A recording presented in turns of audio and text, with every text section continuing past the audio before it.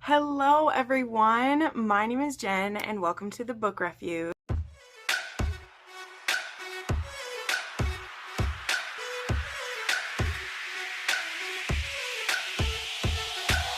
And welcome to another weekly reading wrap up. Our first one of August. I believe this is week 31. Not sure. I haven't been writing that in the right place, so I don't know. But I am so excited to be wrapping up another week. I am participating in the romance readathon as I shared, so that's been lots of fun. It means that every book that I track is worth certain points for my team, which I'm on Team Seductress. You know it. This readathon has been beautifully and lovingly and creatively put together by Maggie, and she has been doing an amazing job with it. It's so much fun. And then, yeah, every book counts 4 points, but certain one, like romance, and if it's a historical romance, and if it's a historical romance with a BIPOC or LGBTQ plus author is worth more points. So I've just been stacking these up. It's been a lot of fun so far. So yeah, that's been great. I also had another launch of some of my Etsy shop offerings. Wow, I can't talk today. I'm sorry. You guys have been so supportive of that so far, and it really makes a difference for me. I love it. I did this time around have some SJM and Fourth Wing related stuff, and I will have more of the Fourth Wing going up. I wanted to launch it, so I just did a small batch of each, but I do have more. However, I only have 3 left of the Kindle size. These are from Throne of Glass, and it says, do not yield. You do not yield. I love these ones. These are so beautiful. So these fit your Kindle, and I have 3 of those left. Then there's also just this one left of the Throne of Glass mini characters. This one, it fits an indie size book, or it also fits the Amazon Fire tablet. That's what I usually put in these. So I have 1 of those left. This is the last one of that. Then in the Fourth Wing, this is the one I have more of this fabric that has a couple of quotes from the books. So this one is meant to be like a Kindle size. However, I did make it just a little bit taller because this is the full design of what's on it, and I wanted to be able to fit and not cut it weird. So you'll see it's about like an inch higher than the Kindle one, but this is still like made for your Kindle, or else you know, an indie, sorry, I can't talk, or else a mass market. So it just fits a little further down in there. It's a little bit snugger. So yeah, it says Rider's Quadrant on it. It has 2 black dragons and a gold dragon, and then it has a dragon without a rider is a tragedy. A rider without their dragon is dead. And then I know exactly who and what you are, Violet Sortingale. So those are the 2 quotes on this. And then on the back, I just have these pretty dragons. I also will have a couple that are just have this dragon pattern, the gold dragons. And then I have a few of these cute little Kindle ones that have these purple, they're kind of more like wyverns because they don't have 4 feet, but I thought this fabric was beautiful. So those are all available. I also still have a few of my Western collection, and these ones are actually 25% off right now. I have 5 different items that are 25% off through the end of the weekend because I'm trying to clear out some of the old listings to make room for some of the new ones. So that's the update on the Etsy shop. You know, I got to start with that.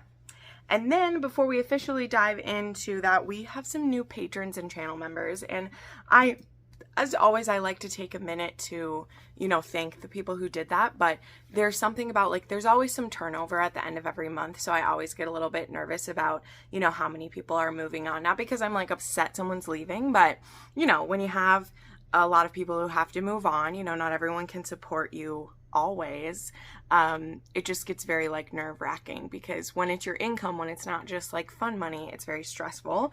So I'm always very thankful to, you know, anyone even watching my videos makes a big difference. I shared this on my story on Instagram just for my close friends that I've had some of the best viewership and following on my YouTube that I've ever had. and my income keeps going down with YouTube, and it's so frustrating. I don't understand why. I don't know if I'm not getting the advertisers I want to get, but seriously, my views and my like watch time is steadily like going up, and my income keeps going down. So the things that keep me going are channel memberships and Patreon. Like, that is how I'm able to do this.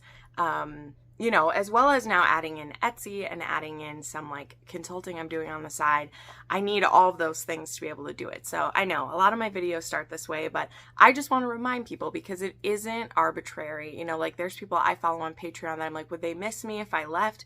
And then I think about, you know, how much I need every person, because every person's little donation helps me be able to do this full time, helps me be able to live this dream. And, you know, through many hands, we're able to do great things, right?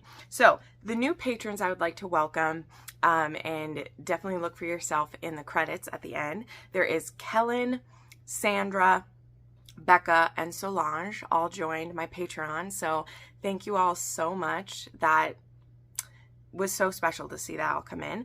And then we have a new channel member at the Romantic Renegade level, which is Randy Butler. So Randy, welcome to the fam. We're happy to have you. These patrons and channel members will benefit from either early access to videos, behind the scene videos. They also, I've been sharing when I drop new patterns first on my Patreon. They usually get either a day or an hour or two. It just depends. Sometimes I give them like a 2 or 3 hour notice. Sometimes they get it the day before. And they also get, I've been offering like free shipping to patrons and stuff like that too. That's just a benefit that I've decided to just add in there. So yeah, that is what's going on with that. So thank you to everyone who supports me. And now that we're almost 7 minutes into this video, let us get into the book wrap up. And we have 9 things to talk about. And we need to start with a recent release that is just absolutely gorgeous, by the way. And I really want y'all to go support this author if you want to. If you feel interested, I'll have a link to her books down below if you want to support her and me at the same time. And that is Crossed by Emily McIntyre. So if you are on either TikTok or Instagram, you maybe have seen that Emily has been struggling with cancer for the last few months. And she had actually like just finished writing this book when she discovered her cancer, and she has been going through chemo, and she's going to have surgery, and it's been very rough for her. So I have only read one of her books previously to this, but I love the idea of what she's doing with this series, and I was lucky enough to get both an e-arc of this, and then Bloom Books kindly sent me this copy. This book is gorgeous. There was also a beautiful little art print that came with it as well, which this is from a really good scene in the book. So this one, if you haven't heard, Crossed is a reimagining of The Hunchback of Notre Dame. And this one is Frollo and Esmeralda. And in this book, they are called Cade and Amaya. And Amaya is actually, goes by Esmeralda as her stage name at the exotic dancing club she works at. She's a stripper. She's a sex worker in this to try to provide for her and her brother, who is on the spectrum, and his name is Quentin. So you can see he kind of fits into the Quasimodo character in here. And this town sees her as a witch and a seductress, mostly because that is what her mother named her as before her mother left her brother in her care and ditched her, which was very sad.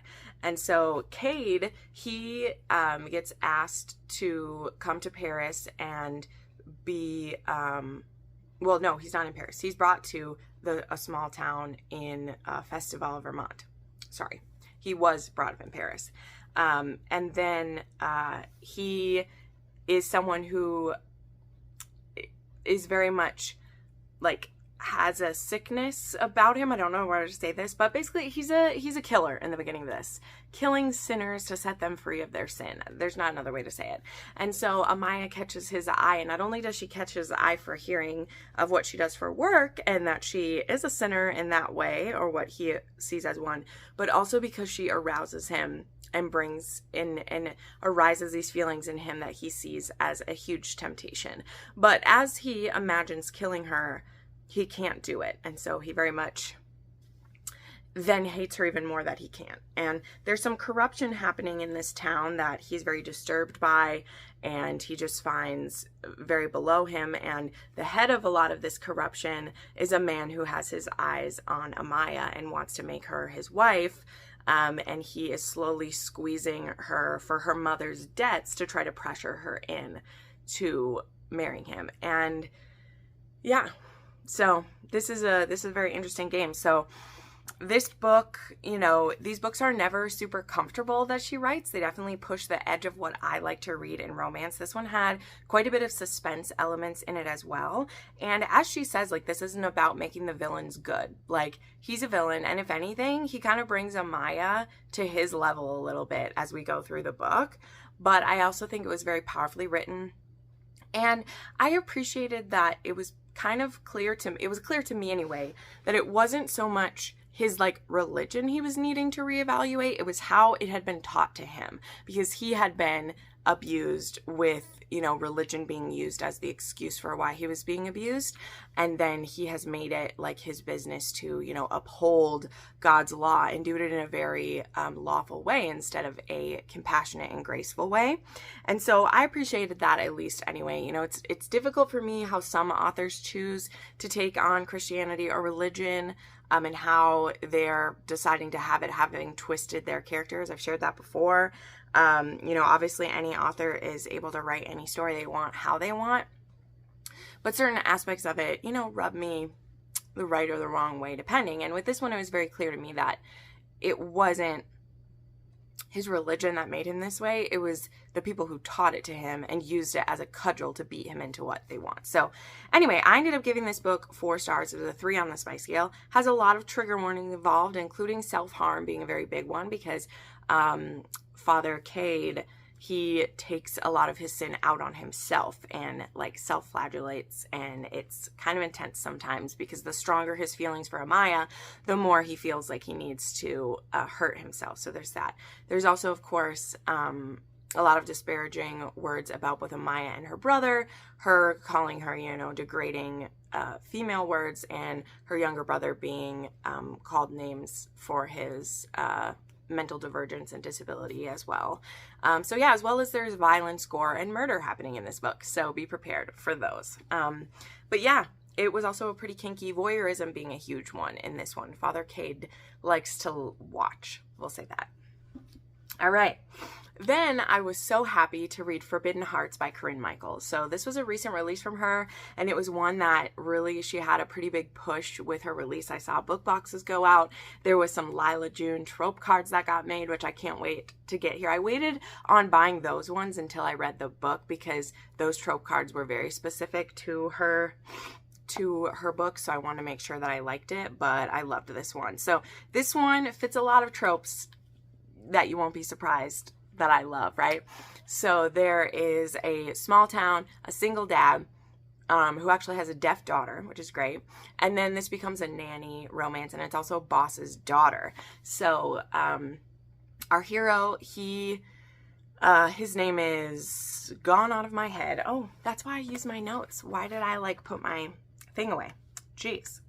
I got all like sassy about it. Asher, and he is a small town police officer, and his baby mama, they co-parent, and they co-parent very well. They're friends. They were really just like a booty call to each other beforehand, and they'd actually already like ended their acquaintance when they found out she was pregnant, but they've been raising their daughter together, who is deaf. And the mother is a filmmaker, and so she's going to be gone for a few months, and so Asher needs a live-in nanny for him, because not only is he a small-town police officer, he's also the area's SWAT captain, and so, you know, there aren't a lot of SWAT emergencies that get called in at all, but if they do, he only has 15 minutes to be out of his house and on the road to wherever there is an issue happening, and so he needs a live-in nanny.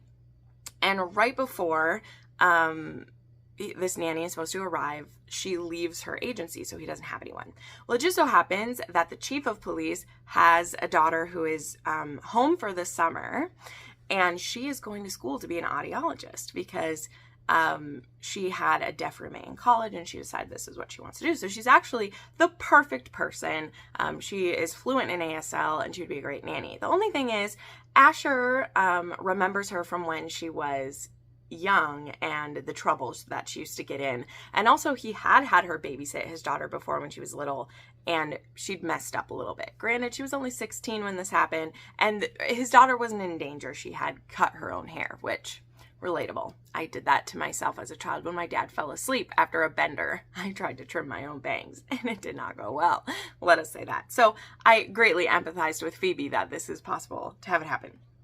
But anyway, so Asher does give her a very hard time in the beginning, and he's just like, what am I going to do? But it's like, he will literally have to like quit the SWAT role if he can't make this work. And so the chief of police is like, just give Phoebe a chance. At least she can fill in until you try to find another like professional to do this. So yeah, there's definitely a lot of butting heads. He isn't willing to like give her a chance right away, but Phoebe immediately falls for the little girl. I think her name is Olivia, as you do in a story like this. And I just thought it played out very well. There was a couple other twists and turns in this one, and I will tell you one of them just because like it is a trope. So I'll say there is a surprise baby involved, but not the way that you would think. I'll leave that part of it a surprise, but there is a surprise baby involved. There's also, you know, what the reason is why the heroine is home early from her grad school. It isn't just because it's summertime. So there's that. But I really like this. I've read Corinne Michaels before. I just haven't in recent years. But I listened to quite a few of her stuff on audio. She used to have a lot of books in the Audible Escape program, and she does have some in the Audible Plus library as well. So she is there. She's one of those authors that a lot of her books started to feel the same, so I hadn't read any in a while. But when I saw this one and the tropes involved, I was like, sign me up, let's go, right? And also, there is some crossover in this between Melanie Harlow's Cloverleaf Farms and this series. So Phoebe is actually very close friends with Emmeline, who is one of the daughters of Mac and Frankie.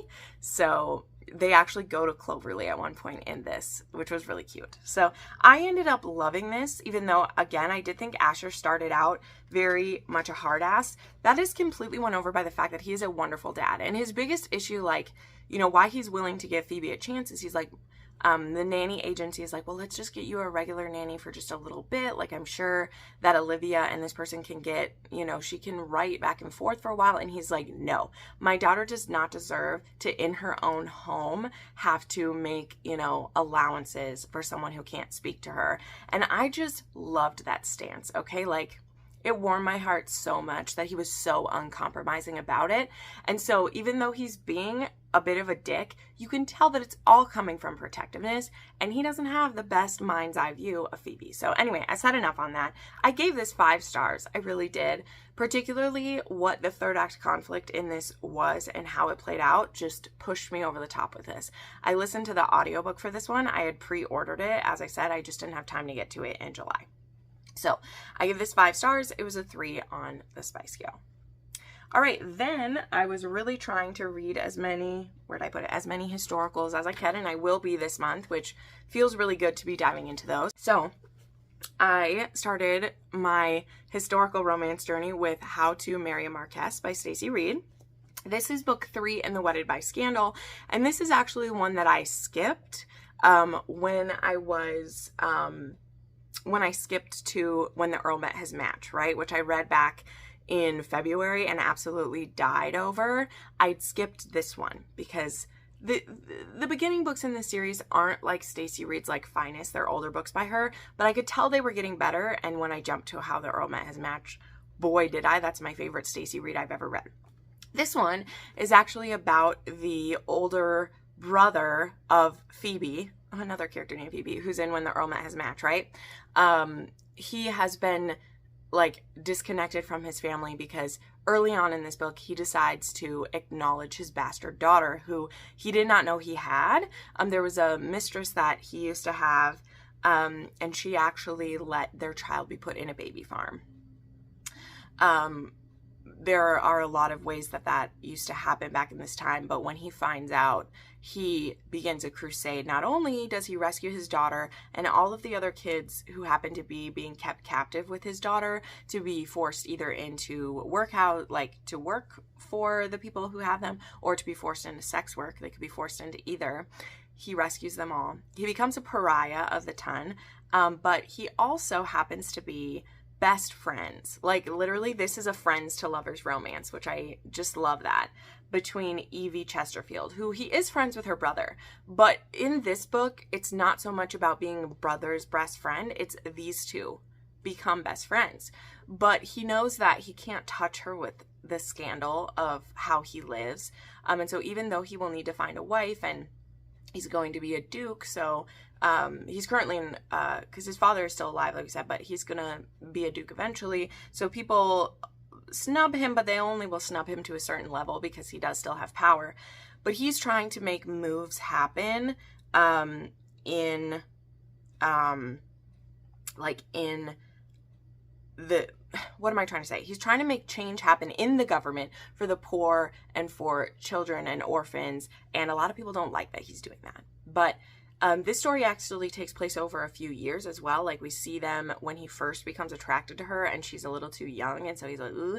And then we see when he finds out about his daughter, and then we see them so this kind of spans about 6 to 7 years, even though some of the jumps happen pretty early on. And I just really liked watching it. The biggest things that were tough is that because she's a daughter of the ton, he believes that she'll feel the same way about his daughter and about the work that he's doing that her family does. And so he really tries not to bring it up or have her look into it. And so even though, she's now being pressured to get married and help her family, the only person she wants to be is with Richard. But Richard doesn't think that she will help him with his cause or help him with his work, and he also doesn't want to take her away from her family because he knows that they would abandon her if she married him, or he assumes that they would anyway. So that is kind of what the barriers are in this one. And I will say that when it came to how I rated this book, I did give this one a 3.5 stars because Richard was so judgmental of her for her being his best friend and for all of the time and conversations they've had through the years. He immediately placed her in this box. And so, yes, she loves the ton and she likes the attention and she likes wearing pretty dresses because she was raised in that. She is not an uncaring or unfeeling woman. And if he gave her the proper incentive and showed her a bit of his world, she would like to jump into it. So while this was still enjoyable, I listened to this on Anyplay. Most of Stacey Reed's books are on Anyplay. I still was upset with him that he judged her so harshly and he held to it for so long in the book. It was just tough. So this was one that I ended up giving 3.5 stars, and it was a 2 on the spice scale. And this one does have a trigger warning kind of for children in danger because we do see kind of the state of the kids at different points, and it's tough to see for sure.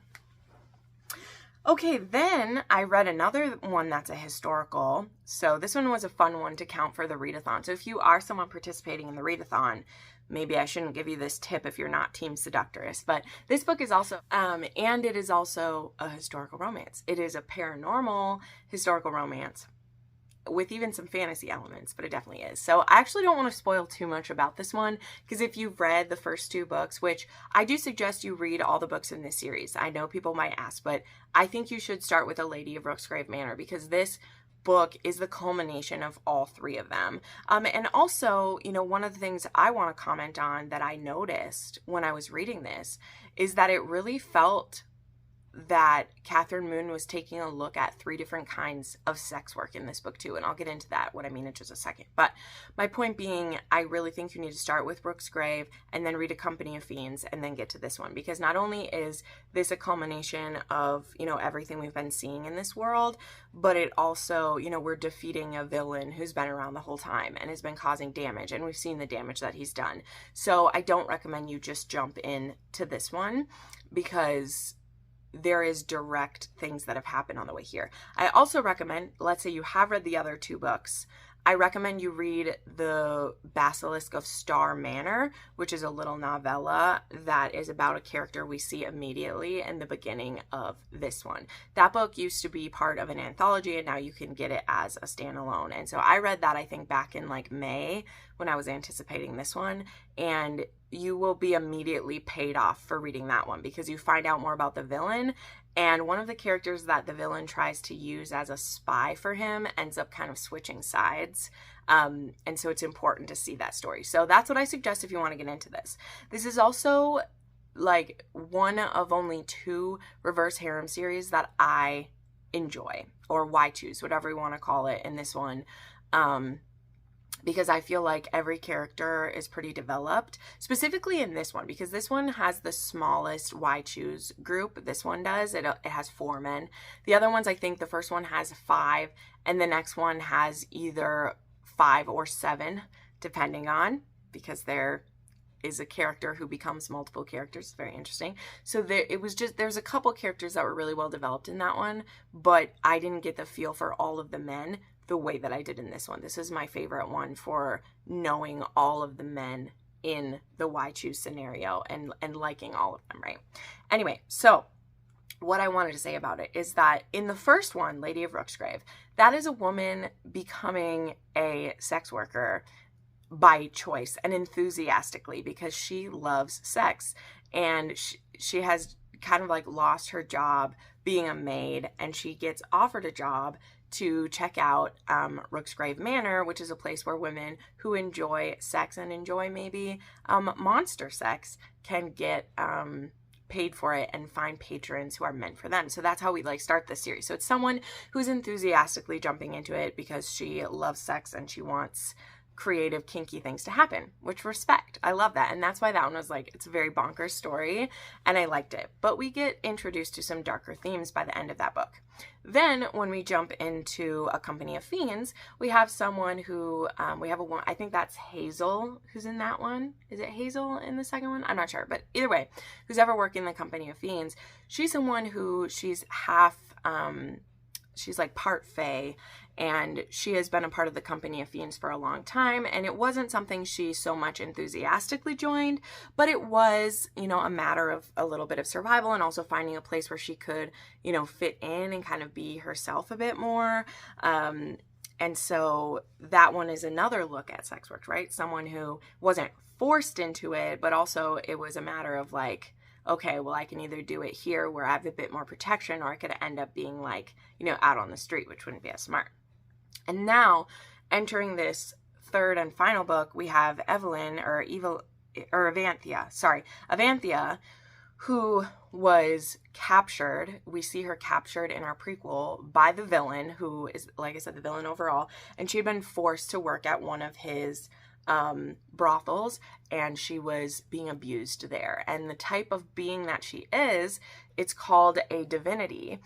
She is fed by sexual pleasure, and the way that she was being used by Brisha, she doesn't fully understand. It's something we find out through it, but she knows that because when you've been overfed by the pleasure, you become very lethargic and you can like pass out from it like you would if you ate too much at Thanksgiving. And Brisha used her weakness when she was a younger being to capture her, and he's kept her prisoner and used her and had clients come to see her and stuff her full of pleasure, because she can either be fed by other people's pleasure, but even more potent is when someone gives her pleasure and she's feeding off of her own, and that's not something she, you know, and it's also very like shameful to her too, because their pleasure will often force her to orgasm, and so it's one of those very twisted things. So in the beginning of this book, she has been freed from that prison through some events that happened in a previous book and novella. So that's why you got to check those out. And she gets rescued by some of our, you know, fighting force. And they take her to this place. Medical hospital is flying by. And she meets Connell. Is it Connell? I'm missing a name. I only wrote down 3 of the guys. I'm so sorry. Is it I I can't remember his name, but she meets a minotaur who he brings her to a home where she's going to be safe. And first we interact with some characters from a previous book, from the Basilisk of Star Manor, and then she gets brought to this castle, which is the home of a dragon named Hywel and his mate Laszlo. And Laszlo is a griffin. He's a griffin. So there's a griffin and a dragon and a minotaur. And then we also get introduced to Connell, who is a werewolf. So those end up being our 4 monsters who become in this why choose scenario. So when we start this, she's very like timid to be there. And Hywel, who is the dragon, he is actually still in hibernation. So what will happen is that he can live for thousands and thousands of years. And him and Laszlo are actually mates. But during this time, Hywel is in a hibernation period. So he needs to sleep for a couple hundred years, and we are reaching the end of his cycle. And this is very important because we're going to need this dragon to help fight Grisha. Like, we need the powers that he has. And so during his time of like still sleeping, he's stuck in his dragon form. And once he's able to fully awaken, he can then go into his human form. But some fun things we see over it is he can still like contact people through dreams. He will still have periods where he is closer to the waking side. And so he can like speak to them, but then, you know, he's still kind of in hibernation. So he's not like fully awake or anything when that's happening.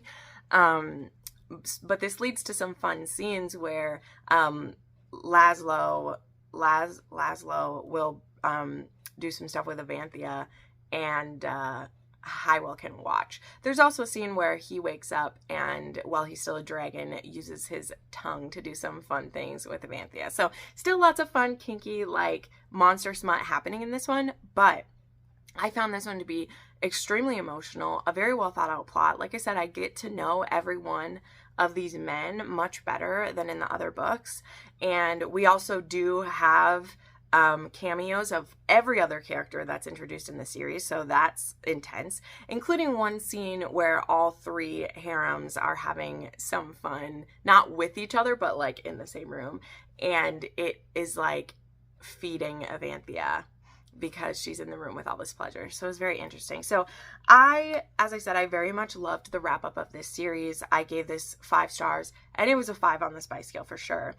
There is some kinkiness there's breeding kink, there's some biting, there's multiple partner stuff. There's beautiful, actually like grooming, and not in the creepy use of that word. Like, one of the monsters, part of their courting ritual is to like groom the other person and be groomed by them. So it's very like intimate, like cleaning his feathers and helping like pluck the bad ones out. Like, it was very intimate and beautiful.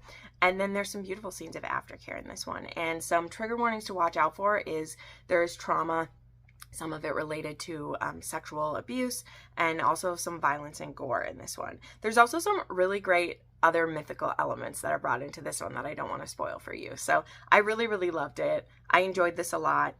No, I would not like other reverse harems to be recommended to me. I have tried many and I don't enjoy them. I don't. This series is special. It's very special. There are some other Catherine Moons I may try, but y'all, like, reverse harems just aren't going to be my jam. They're not. I've tried. They never do what I want them to do. This series does it though, because as I said, not only was there already an MM partner involved, there's more mixing of people that happens, and you can feel the love between like each individual couple within the group, and that's what I want. And the books just don't do it, y'all. They don't do it. That's not the type of story that's being written, but this one is. So I'm still sticking by that this is a very special series in the way that Catherine Moon did it. Okay, then I will just quickly mention that I did my reread of Eldest with Big Sis Crystal. We reread Aragon in July, and then we reread Eldest. We couldn't wait until later in the month. We dived right into this we started on July 1st on Monday, and we finished it on Friday. So we broke this down into 5 days, and I'm listening to the audiobooks of these, and this book is just fantastic, okay? This fantasy series is one of the best written, well-paced, wonderful characters. It holds up 20 plus years later. It's still just as thrilling. I cannot believe that a young man like plotted this all out and proclaimed all of it. Like, look at one of his like old author photos. Like, he was such a baby when he did this. I'm just so impressed. I love it. I stand by it. I think that some fantasy romance authors could take a lesson from writing this kind of a book, because man, this is what I want in a fantasy, and I want there to be fantasy romance that matches this level of excellence. And I just haven't read many of them, right? I mean, we all know who springs to mind when I say that, and it's true. But I think even more so, like the tight pacing, the way that he does exposition, which is not info dump, right? I think we so often now call exposition info dump because we're used to it being an info dump. The way that he does exposition and like background information fits so seamlessly. We get the information as we need it, either in conversations with other characters or in like reading things or taking it in from around us, because we need background. We need exposition to make a story work for us, especially when a whole new world has been created from the ground up. But this series, you know, starting with Eragon, we get right into the middle of everything. And we discover those things as we need it, when it's pertinent for us. And when there's questions you're starting to have, you know, Christopher knows when we're going to need that information, and he gets it to us. And I just love it. And I love in Eldest how we start to add Rowan's point of view into it. Is it Ronan? I think it's Ronan. Sorry, yeah. Roran. Jeez, I've read too many books. You'll see in a minute. I read a book that had 4 R names in it, so it's getting to me. I love how we see Roran get brought in as a POV character, and Naswada as well. Well, she's trying to lead the Varden and directly oppose the Empire and hold them off while Eragon is being trained. And we get the introduction of another dragon in this, and more than one dragon actually in this one.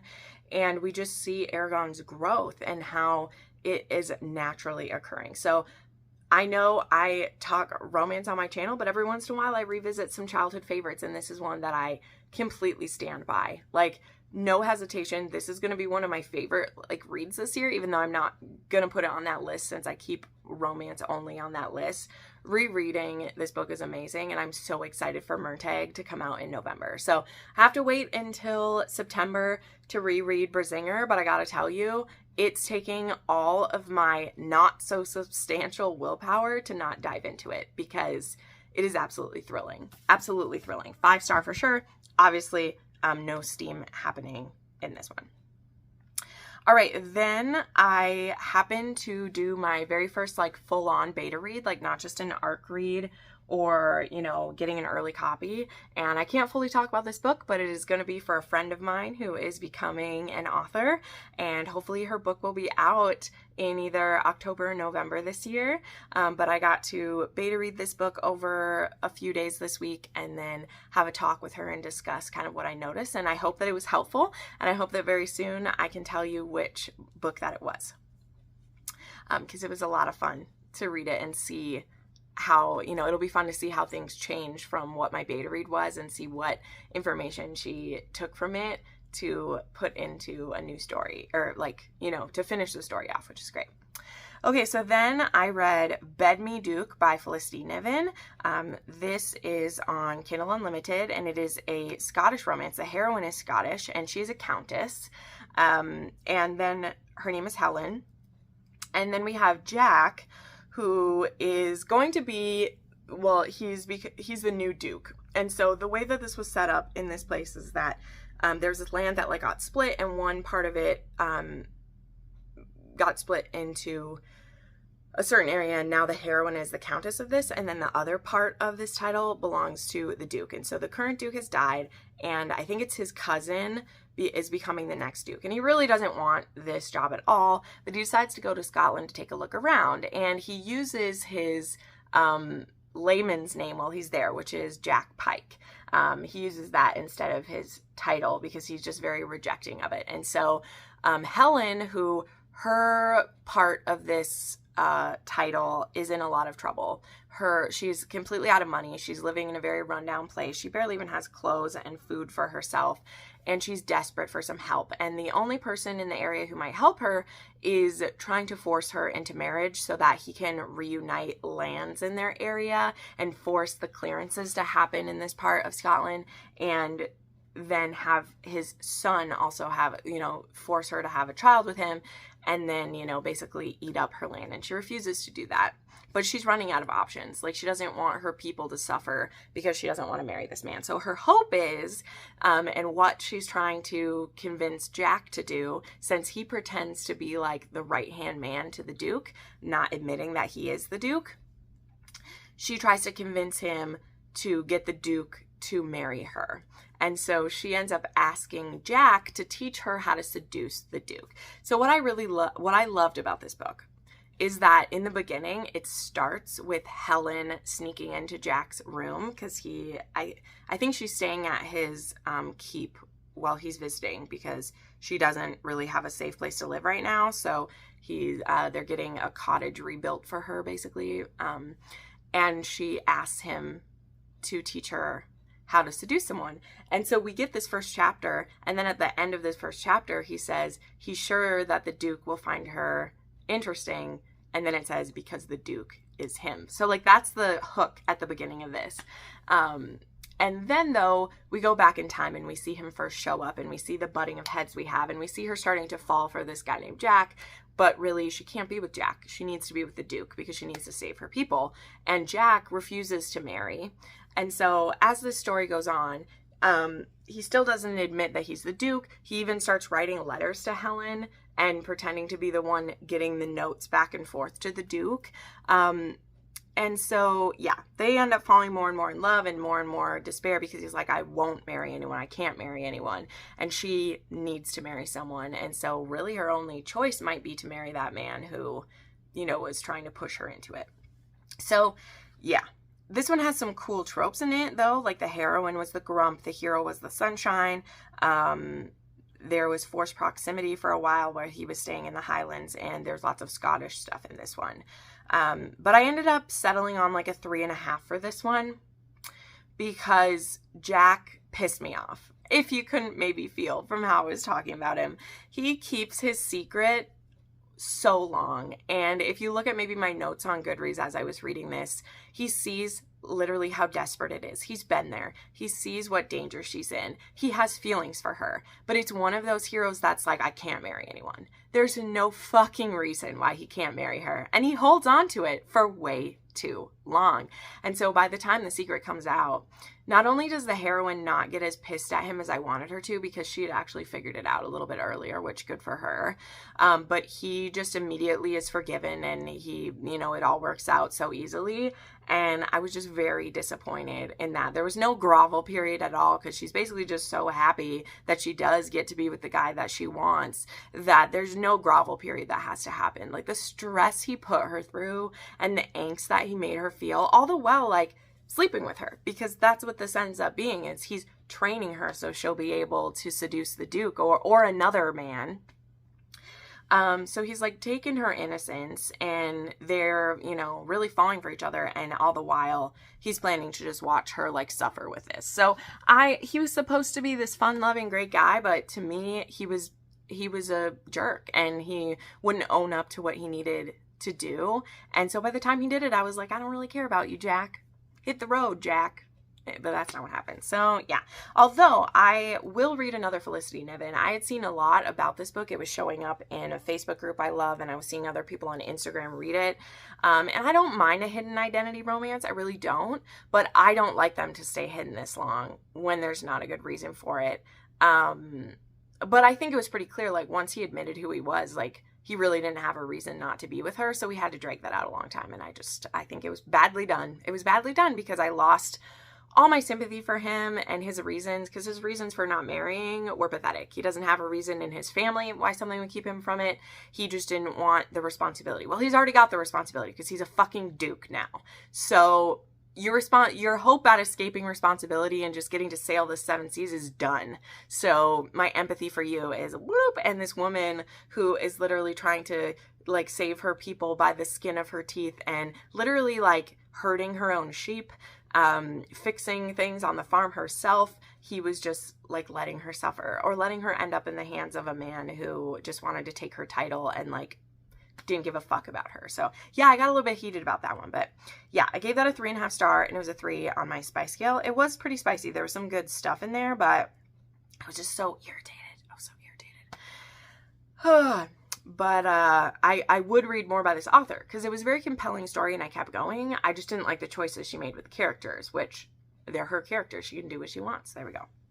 All right, so then I read a quick little novella. I read Audacious by Minerva Spencer. So I discovered that this book actually fit into a series by her. Actually grabbed the book. Well, not into the series, but a series that I absolutely love by Minerva Spencer is The Outcasts. So the first book in the series is Dangerous. I show that one a lot. But the second book, which I don't quite talk about as much, is Barbarous. And this one is about Hugh Redvers, who escaped from being forced into like slavery. His ship was taken over and he was forced into slavery and he's returned. And in this one, which I'm not going to talk about this book in total, but he basically comes home. His uncle has died. His uncle had a wife and twin children. And this woman was many, many years younger than his uncle. And there was whatever. And he ends up marrying her. And they have a bunch of children. And in the Rebels of the Ton series, we see those twin boys from that story. We see them get romance. And then this novella, Audacious, is about a Christmas party that has Antonia, who is the oldest daughter of these two, and Lucas, who is best friends with Hugh. So this is a dad's best friend age gap romance. And this Christmas party, so she's 21, and she has loved him for a few years. And at this Christmas party, she finally realizes that he likes her too. They have, like, there's this chemistry going across the room, and she's like, I think he's interested in me. So she decides to shoot her shot, and that's what this novella is about.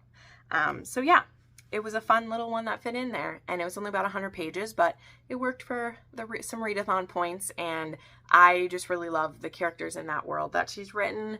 And Minerva Spencer has another book coming out this month that I can't wait to read as well. So yeah, I ended up giving this one 3.5 stars, and it was a 1.5 on the spice scale, and that's mostly just because it was too short. You know, there was only a little bit of steam happening in that. And then the last book I got through, which I also have a lot to rant about, but I'm going to condense it so that this one isn't too long. So I read Untamed by Kay Webster, and I did kind of speed through this book because a couple of things became very clear when I started it. So I really, really love the Wild and Free series by, well, it's called The Wild. The series is called The Wild by Kay Webster. I just do. It is a taboo series. There is incestuous relationships in it. And it is really dark as well, but I really like it, and I have for a long time. So I was thrilled to see that she had more books coming in the series, and it was going to be a second generation. And this one is going to be, I guess, a menage between some of the siblings, the oldest siblings of Reed and Devin. So yeah, that's not going to be for anyone. It's totally fine if you're not interested, but I am into this series. It's one of the most taboo series that I've read and that I enjoy. But the thing that happened in this one, number one, this again has like unneeded violence that comes in. So in both of the first two books, there are different situations where the heroine and the hero get attacked by like outsiders who find them because they live in the wild in Alaska, and they're not in the safest place, and it is what it is, whatever. But that happens in both of those books, that people get attacked or hurt.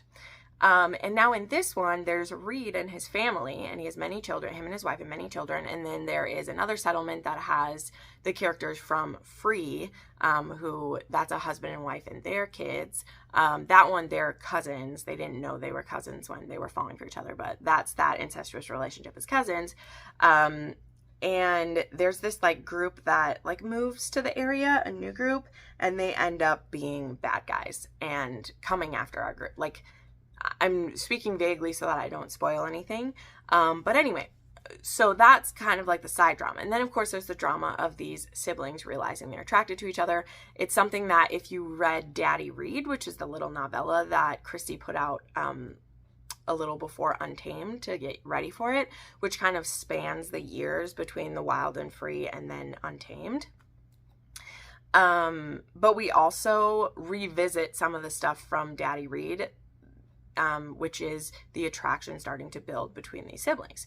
Now, one of them is having feelings, like the two oldest guys, like one he's having gay feelings towards his brother, and then Reagan, the girl, is having like feelings towards both of them. So I don't know how that's going to play out, if it's going to be like an MMF, but like the M in the middle, like the M and the F don't touch. I don't know if that's what we're doing. Like if one guy is gay and one is bisexual, I don't know if that's where they're going, because there was no like smut in this one. There was a few times where characters got like turned on by their siblings, so they were like, ooh, what's happening? There was also a scene of one of them observing their parents having sex, which that was interesting. But I mean, where else are they going to see it, I guess, is the thing. Like, they don't know anything about sex because they don't have any way to find out about it, I guess. Their parents aren't going to tell them.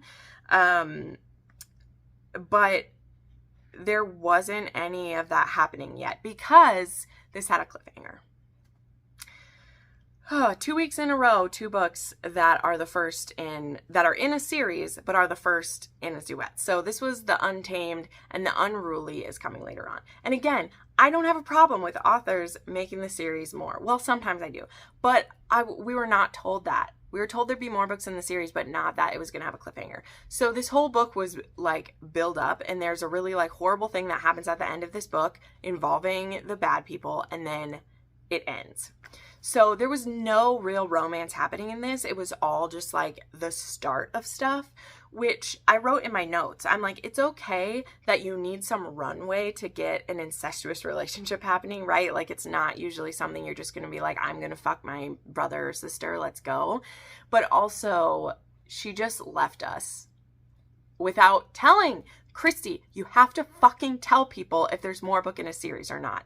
Like, I get so triggered by this, guys. I'm sorry, I do. It's one of my lines that I immediately am giving your book less stars if you don't tell me that there's going to be more. If you're going to make it a trilogy, even if I think the trilogy is unwarranted, if you told me that ahead of time, I have respect. But if you are just like, no, I need people to buy it, and if they know there's going to be more, then they won't get it, well, then don't do it. Like, you know what I mean? Like, you're choosing to make it be more than one book. So you need to own up. Put your big girl pants on and say the Untamed and the Unruly is going to be a duet that's coming out within the world. So you're getting the first book now, and you're getting the Untamed later. Was that told to us? No. So I'm getting through that. I started skimming because I was like, oh my God, they're not going to get together in this book. There's going to be more. And then I get pissed. So I give this one 3 stars. It probably is less for how mad that I was. But again, it's one of those that once I have the second half and I can read this all as one, I will probably enjoy the story more. So I withhold, I may change this rating later on when I can read it all as one cohesive thing. I will probably give it more attention and time. But right now, I'm pissed.